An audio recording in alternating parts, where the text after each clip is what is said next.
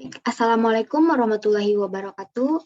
Halo semua, nama saya Erika Lencus Derajat dari kelas Akuntansi 3B, Fakultas Ekonomi dan Bisnis, Universitas Kuningan. Di sini saya akan memaparkan sedikit mengenai analisis laporan keuangan dari industri transportasi dari perusahaan PT Bluebird Tbk.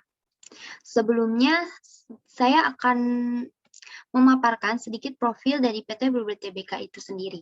PT Bluebird Tbk adalah sebuah perusahaan transportasi Indonesia yang berkantor pusat di Jakarta. PT Bluebird Tbk bergerak di bidang transportasi taksi, di mana perusahaan memulai kegiatan komersialnya pada tahun 2001 untuk mendukung kegiatan bisnisnya. Hingga akhir tahun 2021, perusahaan ini memiliki lebih dari 20.000 armada dan 23.000 karyawan yang beroperasi pada 48 pool di 18 kota.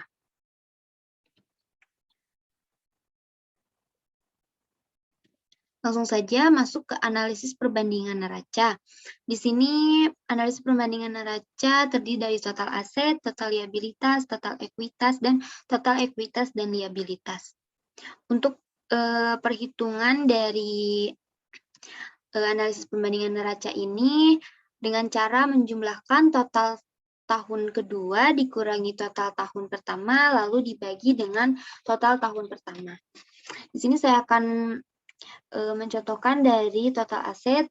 Jadi cara perolehan persentasenya ini dengan cara total aset tahun 2018 dikurangi dengan total aset tahun 2017 lalu dibagi dengan total aset 2017.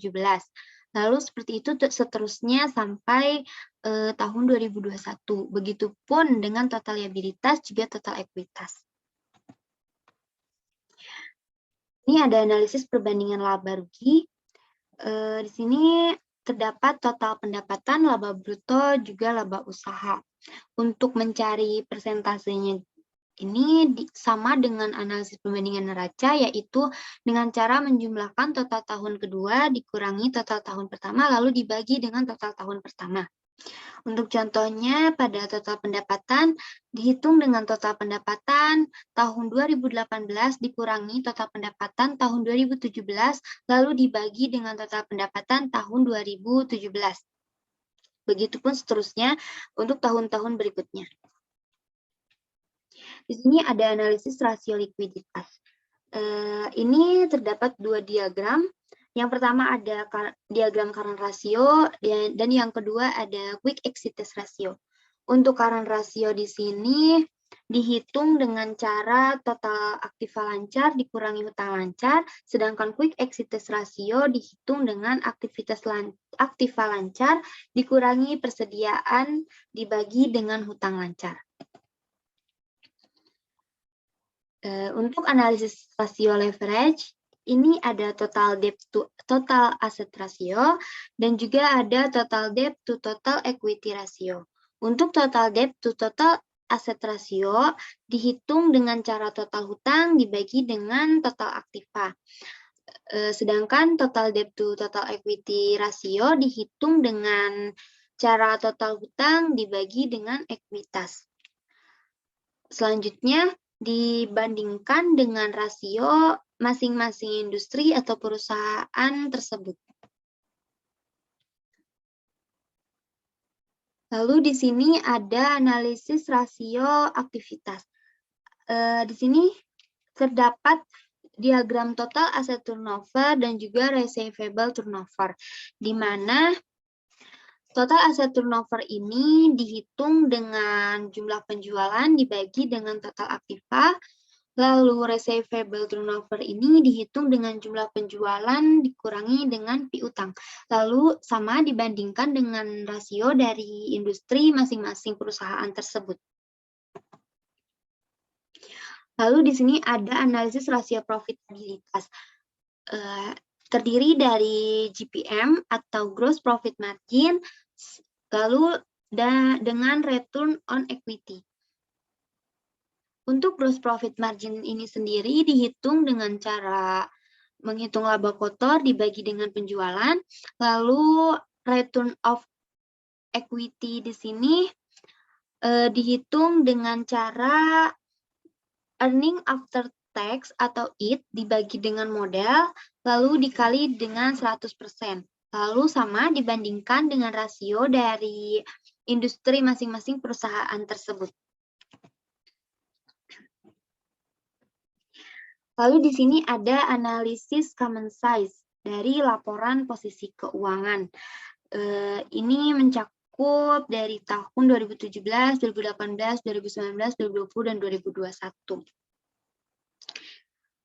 Di mana untuk mencari total aset dari analisis common size ini, semua aset dibagi dengan total aset, lalu semua liabilitas dibagi dengan total liabilitas, untuk ekuitas, semua ekuitas dibagi dengan total ekuitas. Untuk analisis common size di laporan laba rugi, untuk mendapatkan hasil persentasenya, yaitu untuk pendapatan, laba bruto, dan laba usaha ini dibagi dengan total pendapatan. Selanjutnya ada analisis tren laporan posisi keuangan. Untuk cara perhitungannya sendiri ini adalah tahun pertama, tahun kedua, ketiga, keempat, dan kelima ini dibagi dengan tahun pertama. Contohnya, total aset lancar pada tahun 2017 dibagi dengan tahun 2017, 2018 dibagi dengan 2017, 2019 dibagi dengan 2017. Begitu seterusnya sampai dengan tahun-tahun berikutnya sampai di sini tahun 2021. Lalu sama ke bawahnya untuk total aset tidak lancar, total aset, dan lain sebagainya, perhitungannya tetap sama. Lalu di sini ada analisis tren laporan laba rugi. Untuk perhitungannya sendiri ini sama dengan analisis tren laporan posisi keuangan, di mana tahun pertama ini, tahun kedua, tahun ketiga, keempat, dan kelima dibagi dengan tahun pertama.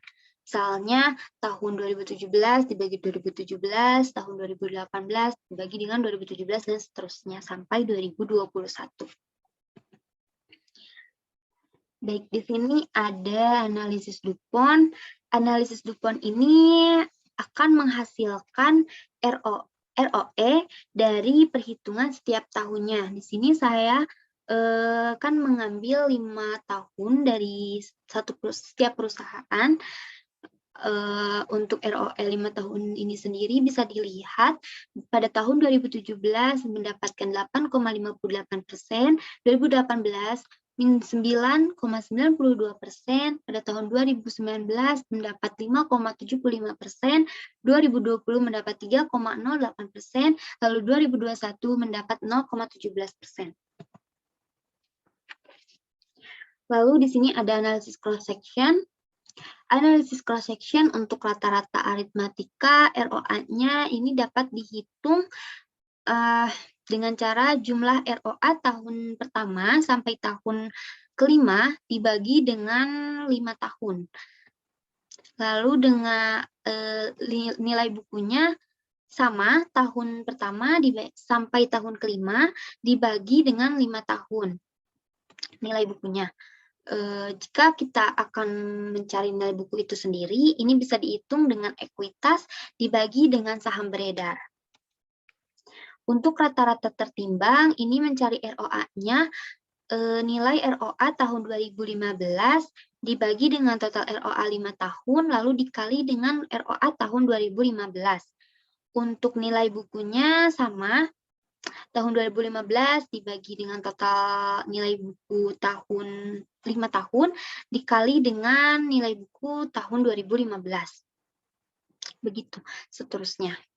Lalu untuk mencari median, untuk median ROA ini nilai ROA tahun pertama sampai dengan tahun kelima, dan nilai bukunya pun sama, nilai median dari nilai buku tahun pertama sampai dengan nilai buku tahun kelima. Lalu di sini ada time series, analisis time series. Untuk analisis time series ini terdapat ROA perusahaan dan ROA industrinya. Jadi time series ini mencakup tentang ROA perusahaan serta ROA industrinya itu sendiri.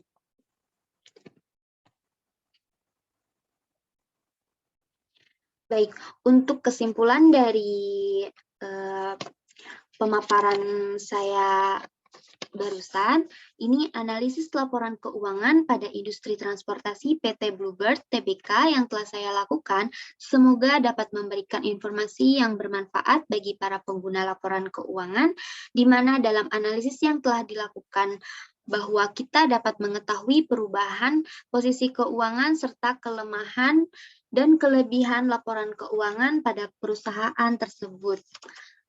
Tertuju pada perusahaan PT Bluebird Tbk itu sendiri.